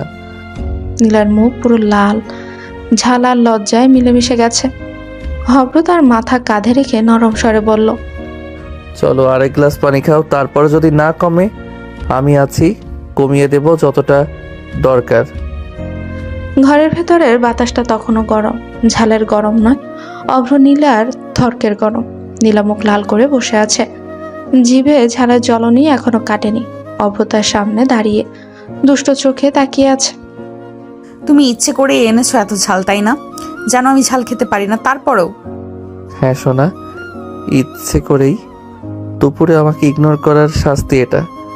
শাস্তি? তুমি আমার কে যে আমাকে শাস্তি দিবে? আমি তোমার স্বামী, সেই পরিচয় তোমাকে বারবার মনে করাতে হবে নাকি? আমি এতটা বদমাস, তুমি এতটা বদমাস আগেও আমাকে জ্বালাতে, এখন তো আরো বেশি জ্বালাও। আমি কেন তোমার কাছে আসলাম আল্লাহই জানে। অভ্র সামান্য হেসে এক ধাপে এগিয়ে গেল। তার চোখে সেই নরম নিজের মতো ভালোবাসা। জ্বালাই তো তোমার জন্যই, তোমার আগে আমার ভালো লাগে সোনা। আর এখন কষ্ট পেও না, দেখো তো আদর করে সব পুষিয়ে দিচ্ছি কিনা। সে আবারও নীলার মুখটা আলতো করে ধরে নিজের দিকে টেনে আনলো। নীলা সঙ্গে সঙ্গে ঠেলে দিতে চাইলো। দূরে যাও, একবার বললে বোঝো না? বুঝি তো, কিন্তু তোমার রাগ মানানো আমার দায়িত্ব। এই রাগে তোমাকে সবচেয়ে সুন্দর দেখায়, তাই আরও জ্বালাতে ইচ্ছে করে। তুমি একদম অসহ্য। আমি সত্যিই খুব রেগে আছি। তো রাগ করো, আমি আদর দিয়ে ভাঙিয়ে নেব, আজ না হলে কাল, কিন্তু রাগ থাকতে দেব না। নীলার বুক ওঠানামা করছে রাগে, তবু চোখে কিছুটা নরমতা লুকিয়ে আছে। অভ্র আবারও তার মুখ দুহাতে ধরে ফিসফিস করে বলল, সোনা এখনো কাঁদবে নাকি? আসো, রাগটা একটু আমাকে কমাতে দাও, আমি আদর করে সব কমিয়ে দেই। আমি তোমাকে কোনো রাগ দেব না। তোমার কাজ কর্মই রাগ করার মতো। দূরে যাও আমার কাছ থেকে। না সোনা, দূরে যেতেই পারবো না। তোমার রাগ, তোমার ঝাল, তোমার কান্না সবই আমার। চলো এবার পানি খাও, তারপর চাইলে আবার রাগ করতে পারো, আমি তো আছি মানানোর জন্য। নীলা রাগে মুখ ফিরিয়ে নেয়, কিন্তু তার লাল গাল দেখে বোঝাই যায় অভ্র এই আদরের তার রাগ পুরোটাই ভাঙছে না, কিন্তু নরমও হয়ে যাচ্ছে একটু একটু করে। ডাইনিং টেবিলে সবাই চুপচাপ খাচ্ছে, কিন্তু নীলার থালা একদম ফাঁকা। সে শুধু পানি খাচ্ছে আর মুখ ফুলিয়ে বসে আছে। অভ্র একটু আর চোখে তাকিয়ে মুচকি এসে মাথা নিচু করে ভাত খাচ্ছে। ঠিক জানে নীলা কেন খাচ্ছে না। হঠাৎ অভ্রের মা খেয়াল করলেন। নীলামা, তুই খাচ্ছিস না কেন? কিছু খাসনি, পেটে ব্যথা করবে তো। খাবে কি করে মা? পানি খেতে খেতে পেট ভরায় ফেলেছে। পেটের জায়গা থাকতে তো খাবো, তাই না সোনা? চুপ, সব তোমার দোষ। তুমি ইচ্ছে করে এত ঝাল ফুচকা এনেছো, তোমার জন্যই আমার এই অবস্থা। এই দোষটাও আমার? এত বড় মেয়ে হয়েছ, অল্প ঝাল খেতে পারো না? এটা দোষও কি আমার? অল্প ঝাল? তুমি কি একটা মরিচের দোকান এনে দিলে? জিভটাই পড়ে গেল আমার। দুপুরে আমাকে ইগনোর করার শাস্তি এটা, এখন আবার আমার উপর চোটপাট। তুমি অসহ্য, সব সময় জেদ, রাগ, আদেশ আমাকে জ্বালায়ে তোমার শান্তি লাগে না। তোমাকে ছাড়া আর কাউকে জ্বালাইতে ভালো লাগে না সোনা। তোমার রাগটা তো আমারই প্রিয়। এখনো রাগ বানাচ্ছ? সবাই সামনে এত কথা বলছো কেন? কারণ তুমিও তো রাগ দেখাতে দেখাতে পুরো বাসা মাথায় তুলছো। আমিও একটু করলে দোষ? টেবিলে পরিবেশ জমে গেল। নীলার বোন হাসি চেপে আছে। অভ্রের বাবা খেতে খেতে শুধু মাথা নেড়ে বললেন, ওদের দুজনকে দেখলে মনে হয় আজ ক্লাস টেস্ট দিচ্ছি। আচ্ছা আচ্ছা, তোমরা একটু চুপ করো। নীলামা, তুই রাগ কমা, একটু ভাত খা, না হলে শরীর খারাপ করবে। নীলা মুখ ঘুরিয়ে নেয়, কিন্তু চোখের কোণে পানি জমে উঠেছে, রাগ আর লজ্জা। অভ্র নিচু গলায় বলল, চলো তোমাকে খাওয়াতে নিয়ে যাই। আজকের ঝাল মিষ্টি খাইয়ে পুষিয়ে দিব। তোমার কিছু লাগবে না, তোমার মুখ আর দেখতে চাই না। কিন্তু সোনা, আমার মুখ তো তুমি সারা জীবনে দেখতে বাধ্য হয়ে এসেছো তো। আরে তোরা এত ঝগড়া করিস কিভাবে রে? বিয়ের পরদিন থেকেই তো দেখতেছি একটানা ঝগড়া আর ঝগড়া। তুমি জানো না আপু, এই বাদরটা আমাকে ভার্সিটি থেকে জ্বালাচ্ছে। দিনের পর দিন আমার পেছনে ঘুরতো। তোমার জন্যই ঘুরতাম সোনা, জ্বালানোটা ছিল বোনাস। মানে কি? তোরা তো আগে থেকে একে অপরকে চিনতি। হ্যাঁ চিনতাম, আমি তো আগে দেখে চিনতেই পারিনি। এত বছর পরে তখন জানতে পারলাম এই শয়তান সেদিন এসে সব খুলে বলেছে। সেদিন না বললে আজকে এত গর্ব করে বলতে পারতে তোমার পিছনে ঘুরেছি। যাক, জ্বালাইতে জ্বালাইতে শেষ পর্যন্ত পেয়ে গেছে। চান্স পেলে তোকে জ্বালানো ছাড়বে না এই ছেলে। দেখ, বিয়ে হইতেই তাও জ্বালানো শুরু করে দিয়েছে। যা, বৌমাকে জ্বালাতে জ্বালাতে নিজের জীবনটাই জ্বালে ফেলবি নাকি? সবাই হাসিতে ব্যস্ত হয়ে পড়ে। একমাত্র নীলাই মুখ গোমরা করে আছে, কিন্তু তার গালের লালচে ভাব বলে দিচ্ছে এই হাসির বাড়াটা সে বুঝতেছে।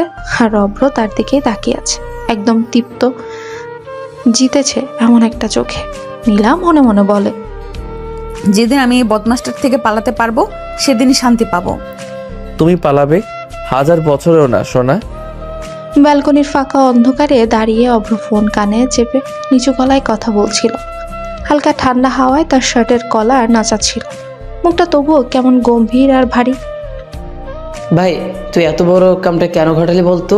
ভাবি তো এমনিতেই তোকে পছন্দ করে না, তার উপরে যদি এইসব জেনে যায় একেবারে ছেড়ে চলে যাবে। জানতে দেব না, কখনোই না। আর যদি জানতেও পারে তাও আমাকে ছেড়ে পালাতে পারবে না। আমি সেটা হতে দেব না। ওকে অনেক কষ্ট করে পেয়েছি, তাই এত সহজে হারাতে দেব না। কিন্তু ভাই, এই ব্যাপারটা সামলানো সহজ হবে না। ভাবিস যদি। আমি দেখছি সব, ওকে সামলানো আমার কাজ। ও শুধু রাগ করে, কিন্তু আমাকে অ্যাভয়েড করতে পারবে না। ও চোখে এক অদ্ভুত ধীরতা, যেন এমন কিছু লুকিয়ে আছে যা কাউকে জানাতে দেবে না সে। ঠিক তখনই নীলা রুমে ঢুকে পর্দা সরিয়ে দেয়। হালকা কয়েকটা শব্দ করে কানে আসে তার। যদি জানতেও পারে আমাকে ছেড়ে পালাতে পারবে না। নীলা থমকে দাঁড়িয়ে যায়, মাথার ভেতর কেমন ধাক্কা খেলো। কার সাথে কথা বলছে অভ্র? এমন কি জিনিস লুকিয়ে আছে? এত গোপনীয়তা কেন? ওর চোখ কুঁচকে এলো, কিন্তু অভ্র তাকে দেখে ফেলেনি। সে এখনো ফোনে নিমগ্ন, নিচু গলায় দম চাপা কথাগুলো বলছে। বাতাসে তার কণ্ঠের টান আরো তীক্ষ্ণ শোনায়। নীলা ধীরে ধীরে পিছিয়ে এলো দরজা থেকে। মনে হাজারটা প্রশ্ন, কিন্তু উত্তরের নাম গন্ধ নেই। সব সময়ই কিছু না কিছু লুকায় এই ছেলেটা। কথাগুলো কার জন্য বলল? কোন সত্যি আর আমাকে ছেড়ে কোথায় পালাবে না, এর মানে কি? তার বুকের ভেতরটা হঠাৎ অজানা এক অস্থিরতায় ভরে গেল। রহস্যটা আরো গভীর হয়ে গেল। ঠিক কোন সত্যি, আর কেন এত ভয়, এত জেদ? একাই বুকে ধরে আছে অভ্র। অভ্র দরজা ঠেলে ঘরে ঢুকতেই নীলাকে বিছানার এক কোণে দাঁড়িয়ে থাকতে দেখে চমকে যায়। তার চোখে সেই চেনা তীক্ষ্ণ দৃষ্টি, যেটা সাধারণ রাগ নয়, বরং সন্দেহের শীতল ধার মিশে থাকে। কার সাথে কথা বলছিলে? অভ্রের বুক ধক করে উঠল। এক মুহূর্তের জন্য চোখের ভিতর ভয়ে ঝলসে গেল। সে কি কিছু শুনে ফেলেছে? কিন্তু পরের মুহূর্তে অভ্র মুখে নরম হাসি টেনে নেয়, যেন কিছুই হয়নি। আরে বন্ধুর সাথে আমি তোমাকে নিয়ে দুষ্টুমি করছিলাম। বলে তোর বউ তোকে একদিন ছেড়ে চলে যাবে। অভ্র ভান করা হাসিতে আরো উজ্জ্বল হয়ে উঠল, কিন্তু চোখের ভেতরের অস্থিরতা নীলা খেয়াল করেনি। আমি তখন বলেছি আমার বউ কখনো ছেড়ে যেতে পারবে না আমাকে, যদি যাইও জোর করে আটকে রাখবো। বন্ধুদের সাথে এসব ফালতু কথা বলো? আমাকে নিয়ে এইসব আজের আলোচনা করতে ভালো লাগে তোমার? অভ্র কাছে এগিয়ে সে ধীরে ধীরে তার কাজ ছুঁয়ে দিল। স্পর্শটা নরম, কিন্তু গলার স্বর অদ্ভুতভাবে গভীর। জান, তোমাকে নিয়ে কেউ কথা বললে আমি এমনই উত্তর দেব। এটা উত্তর হলো নাকি? আমাকে জোর করে আটকে রাখবে এইসব কথা বলে বেড়াও? অভ্র হালকা হাসলো, কিন্তু তার চোখে কিছু যেন কাতর, কিছু যেন অদ্ভুত দখলদারিত্বের ছায়া। কারণ তুমি আমার। এটা শুধু কথা না জান, আমি মানি তোমাকে ছাড়া আমার জীবন চলে না। তুমি কখনোই সিরিয়াস কথা বলো না, সব সময় সবকিছু লুকাও। অভ্র শ্বাস টেনে ওর মুখের দিকে তাকালো। সেই দৃষ্টিতে ভয়, প্রেম, অধিকার সব মিলেমিশে এক অজানা রং। যা লুকাই তা তোমাকে ভয় দেখানোর জন্য না নীলা। কিছু জিনিস তোমাকে বললে তুমি কষ্ট পাবে, দূরে চলে যাবে, তাই বলি না। নীলার বুক কেঁপে উঠল। এই ছেলেটা সবসময় এমন কথা বলে, হৃদয় ছুঁয়ে যায়, কিন্তু উত্তর খুঁজে পাওয়া যায় না। কি জিনিস লুকাচ্ছ অভ্র? অভ্র এক মুহূর্তের জন্য দৃষ্টি সরিয়ে জানলার দিকে তাকালো। বাতাস তার চুল এলোমেলো করে দিল। হাত তার গলার স্বর আরো নিচু হলো। সময় হলে বলবো, এখন শুধু এইটুকু জানো, তোমাকে হারানোর ভয় আমার অন্য সব ভয়কে হার মানায়। নীলা আর কিছুই বলল না, চুপচাপ তার চোখে তাকিয়ে রইল। মনে হলো অভ্র শুধু কিছু লুকায় না, নিজেকেও লুকিয়ে রাখে। আর অভ্র ওকে এক দৃষ্টিতে দেখে ভাবলো, যা শুনলে শুধু অর্ধেকটাই শুনেছ জান, পুরোটা জেনে গেলে তুমি কি আমাকে একইভাবে দেখবে? ঘরময় একটা অদ্ভুত নীরবতা নেমে এলো, যার ভেতর লুকিয়ে আছে অভ্রের অজানা সত্যি, নীলার অজানা প্রশ্ন, আর এক ভয়ঙ্কর সুন্দর রহস্য। পরদিন নীলা দুপুরে ঘর গুছাগুছি করছিল। অভ্র অফিসে গেছে, বাসাটা শান্ত। এমন সময় হঠাৎ তার ফোনে বান্ধবী মেসেজ। আজ দেখা করবি? অনেক দিন তো হলো আমাদের দেখা হয় না। নীলা কেমন যেন হাসলো। সত্যি তো, বিয়ের পর নিজের মানুষজনকে সময় দেওয়াই হয়নি। সে ধীরে ধীরে কিচেনে গেল, যেখানে অভ্রের মা রান্না করছিলেন। নীলা একটু ইতস্তত করে বলল, মা একটা কথা বলি? হ্যাঁ মা বলো, কি হয়েছে? মা, আমার এক বান্ধবী আজকে আমার সাথে দেখা করতে চাচ্ছে। অনেক দিন আমাদের দেখা হয় না, আমি কি একটু যেতে পারি? অবশ্যই মা, যাও। বন্ধু বান্ধবের সাথে যোগাযোগ না রাখলে বন্ধুত্ব নষ্ট হয়ে যায়। মেয়ে মানুষ বিয়ের পর শুধু সংসারের ভেতর থাকলে মনটাই তো শুকিয়ে যায়। ধন্যবাদ মা, এতদিন পর সত্যিই দেখা করার দরকার। তবে মা, বেশি সময় নষ্ট করো না, অভ্র জানলে আবার রাগ করবে। তোদের দুজনের রাগ মান অভিমান দেখলে আমার হাসি পায়। তবু ছেলে তো ছেলে, তোমাকে নিয়ে বেশি টেনশনে থাকে। ঠিক আছে মা, আমি তাড়াতাড়ি চলে আসব। অভ্র রাগ করার আগেই বাসায় ফিরবো। যাও মা, নিজের মনটাও একটু হালকা করে আনো। অভ্রর কাছে বললাম না ঠিকই, তবু না জানি কেন মনটা কেমন করছে। রেডি হয়ে সিঁড়ি দিয়ে নামতে নামতে তার মনে হচ্ছিল আজকের এই দেখা হয়তো কোনো নতুন নতুন পথ দেখাতে পারে। রেস্টুরেন্টের কোনার টেবিলটায় আজ অদ্ভুতভাবে ভারী লাগছে। চারপাশে মানুষদের কথাবার্তার শব্দ, থালা বাসনের ঠোকাঠুকি, ওয়েটারের হাঁটাহাঁটি, সবকিছুই যেন অভ্রের কানে ঝাপসা হয়ে ঢুকছিল। কারণ তার ঠিক সামনে বসে আছে ওই দুই মহিলা, যারা সেদিন পুরো বাড়ি মাথায় তুলেছিল। চিৎকার করে বলি বেরিয়েছিল এক ঘরে ছেলে মেয়ে, এ তো আজই বিয়ে দিতে হবে। অভ্র গ্লাসে রাখা পানি এক ঢোক গিলে মুখ শক্ত করে তাকালো তাদের দিকে। মহিলা দুটো এমনভাবে হাসছে যেন তারা অভ্রকে হাতের মুঠোয় রেখেছে। মাঝবয়সী মহিলা সামনে ঝুঁকে বলল, দেখেন বাবু, আমরা কিন্তু সেই দিন আপনাদের কাজটা করে দিছি। আপনি যেভাবে কইছিলেন, সিল্লাম মানুষ জড়াম বিয়ের চাপ দিছি, সবই তো ঠিক মতো হয়েছে। হ্যাঁ, কাজ তো ঠিকই করেছেন, টাকাও পেয়েছেন 1 লাখ। এইটা পুরান হিসাব, এখন নতুন হিসাব লাগবো। আরে বৌডেটারে যদি কয়ে দেয় যে সব নাটক আপনার প্ল্যান ছিল, তাহলে তো বৌডেটা আগেই দিন বাপের বাড়ি পালায় যাইব। অভ্রের বুক ধক করে উঠল। নীলার ফর্সা মুখ, রাগে চোখ লাল হয়ে যাওয়া, সবকিছু হঠাৎ মনে পড়ে গেল। সে ঠান্ডা গলায় বলল, আপনারা ব্ল্যাকমেইল করতে এসেছেন? ঠিক তাই বাবু, আরও 1 লাখ লাগবো, না দিলে ব্যাপারটা বোর্ডারে কইয়া দিমু। অভ্র মুঠো শক্ত করে টেবিলের নিচে ধরে রাখলো। অভ্রের মাথায় তখন শুধু একটা ভাবনাই, নীলা যদি জেনে যায় তাহলে তো সব শেষ। সে আমাকে জীবনে আর কখনো ক্ষমা করবে না। আপনারা জানেন না আমার স্ত্রীকে হারানোর ভয়টা কেমন।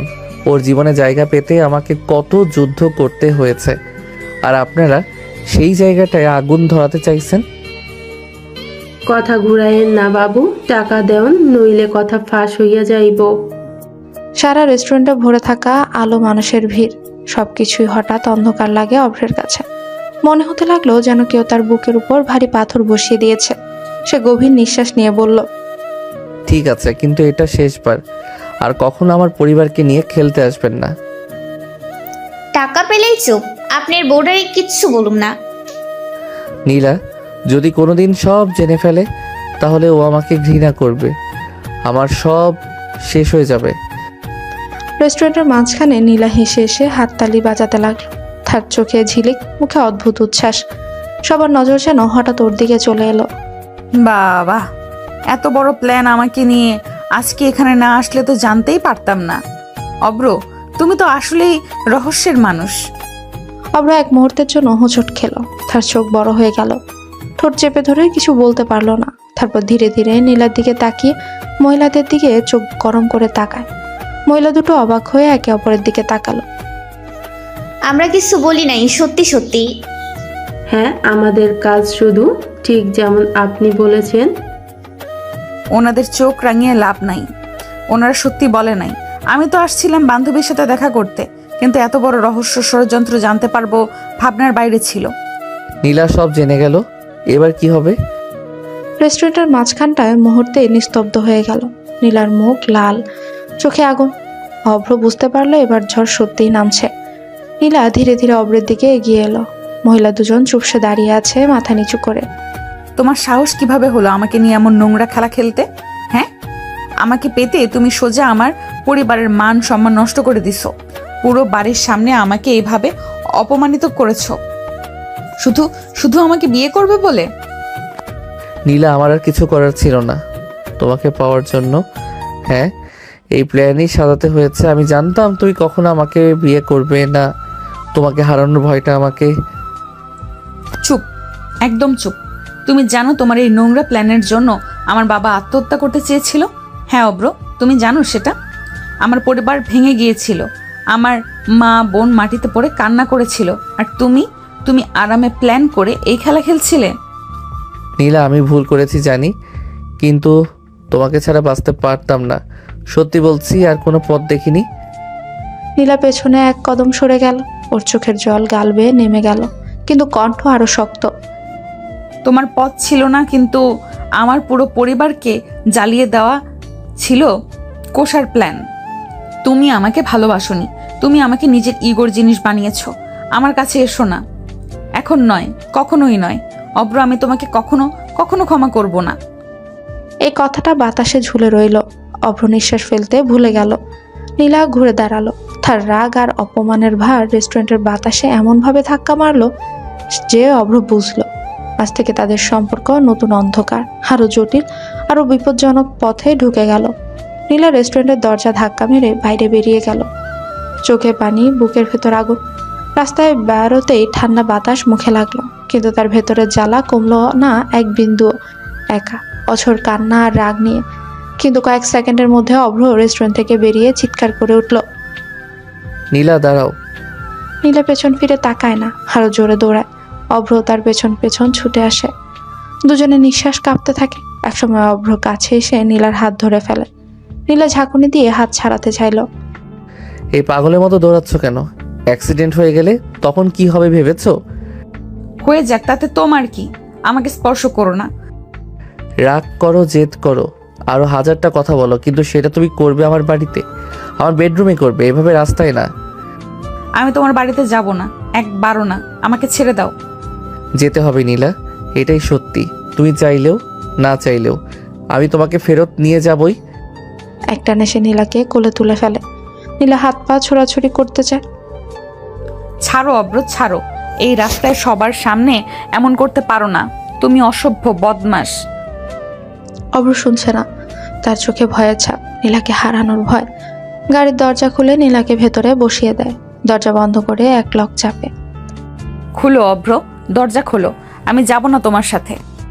চিৎকার করো যত খুশি, ঝগড়া করো যত ইচ্ছে, কিন্তু আজ তুমি আমার কাছ থেকে পালাতে পারবে না।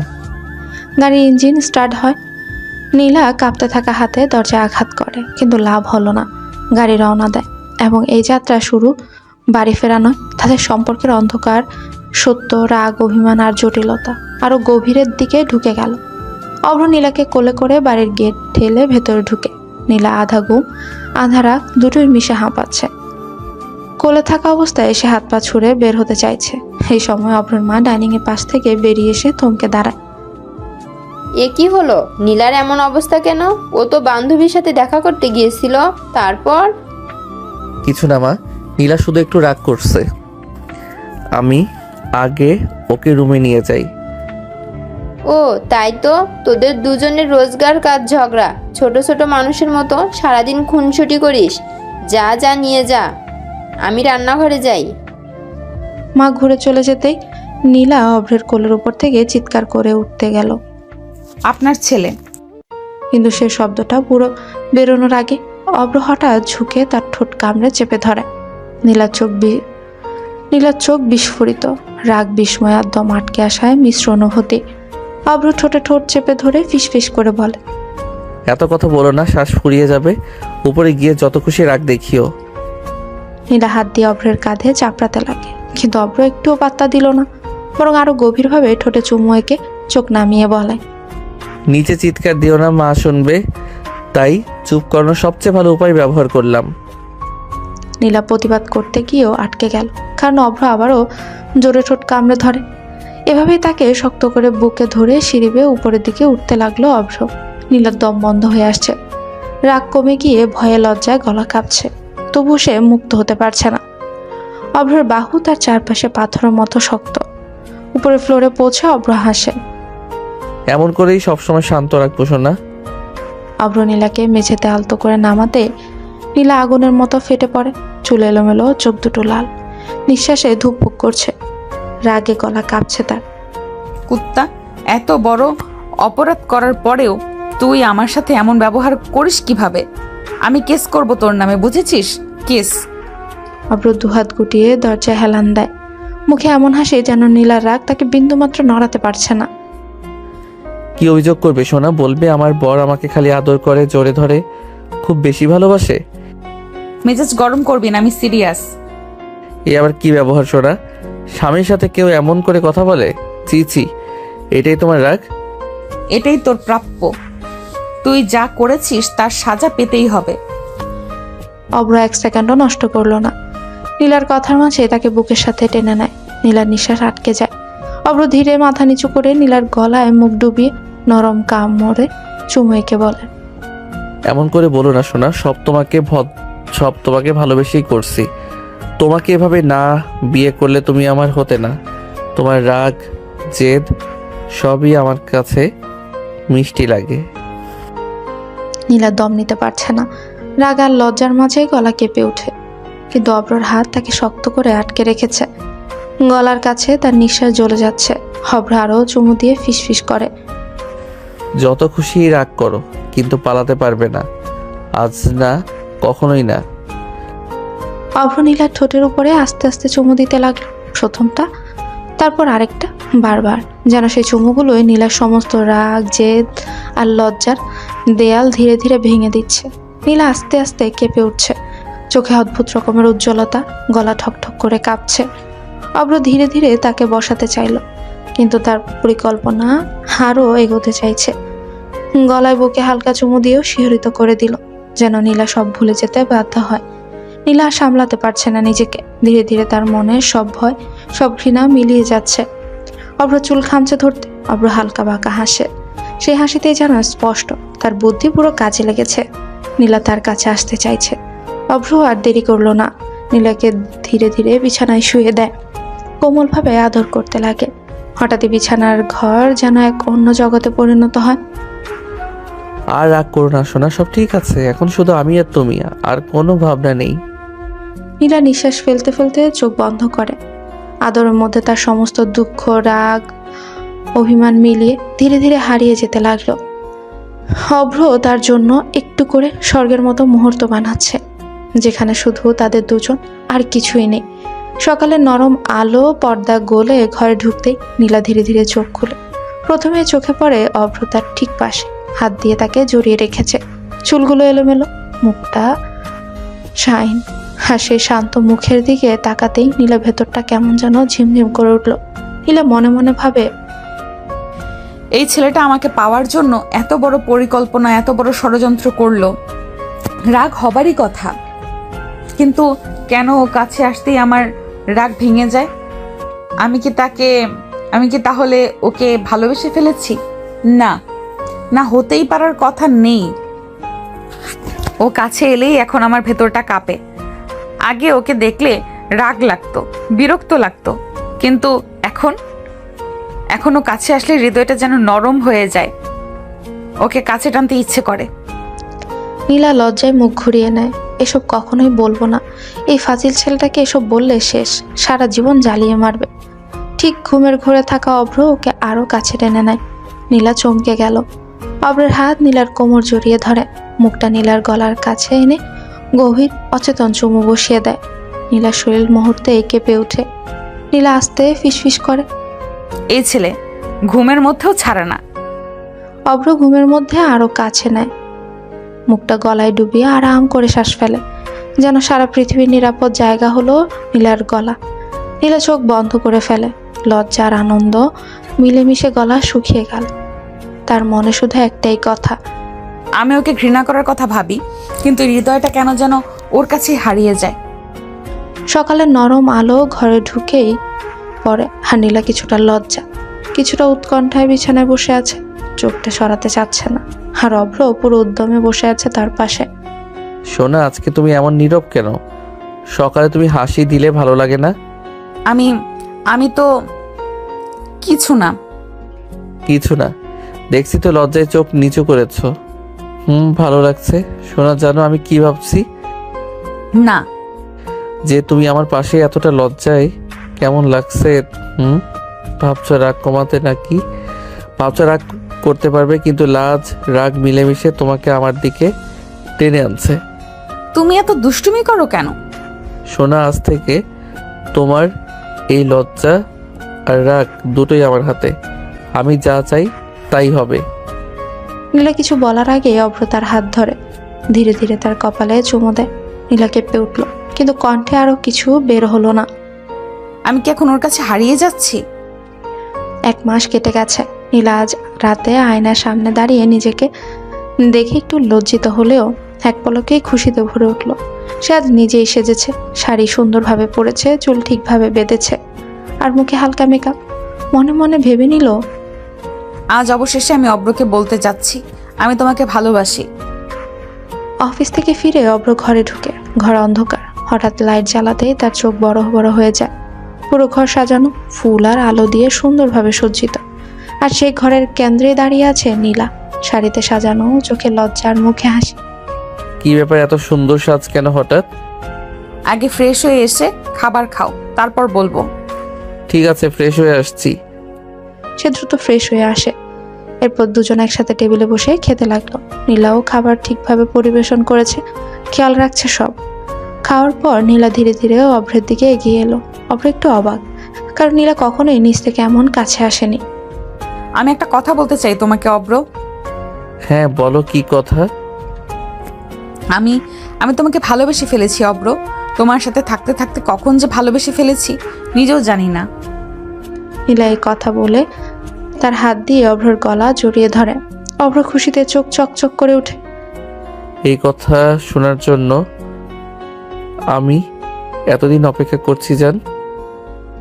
অভ্র আর দেরি করলো না, সে নীলাকে কোলে নিয়ে বিছানায় শুয়ে আদর করতে লাগলো। সারা মুখে চুমু খেয়ে তার ভালোবাসার প্রমাণ দিল। নীলাও আজ আর বাধা দিল না, সে অভ্রের ভালোবাসা উপভোগ করতে লাগলো। অভ্র নীলার ঠোঁটের মাঝে ডুবে গেল, আর নীলাও অভ্রের চুল খামচে ধরে সাড়া দিল। সারা চলতে থাকলো তাদের ভালোবাসা।